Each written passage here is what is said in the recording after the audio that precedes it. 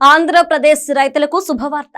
అన్నదాత ఖాతాలో ఒకేసారి 7,000 వేసేందుకు రాష్ట్ర ప్రభుత్వం కసరత్తు చేస్తోంది. ఈ నెల 19న అన్నదాత సుఖీభవ పథకం నిధులు రైతుల ఖాతాలో జమ చేయనున్నారు. అదే రోజు పీఎం కిసాన్ నిధులు కూడా రానున్నాయి. 2 పథకాల నిధులు ఒకేసారి అందడం రైతులకు ఉపయుక్తం ఉంటుంది. నవంబర్ 19న కడప జిల్లా కమలాపురంలో ముఖ్యమంత్రి చంద్రబాబు ప్రజాప్రతినిధులు అధికారులతో కలిసి రైతుల ఖాతాలో నిధులు జమ చేస్తారని వ్యవసాయ శాఖ మంత్రి కింజరాపు అచ్చెన్నాయుడు తెలిపారు. అన్నదాత సుఖీభవ పథకం కింద 2వ విడతలో 46,63,000 మంది రైతులకు లబ్ధి చేకూరనుంది. ఈ విడతలో రాష్ట్ర ప్రభుత్వ స్కీమ్ ద్వారా ఒక్కో రైతుకి 5,000 రూపాయలు, కేంద్ర ప్రభుత్వ స్కీమ్ ద్వారా 2,000 రూపాయలు, మొత్తం 7,000 ఒకేసారి అకౌంట్లో పడతాయి.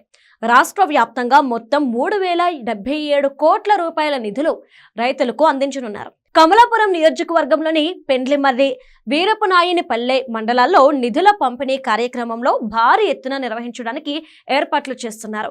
ఈ ప్రోగ్రాంలో సీఎం చంద్రబాబు రైతులతో నేరుగా మాట్లాడతారు.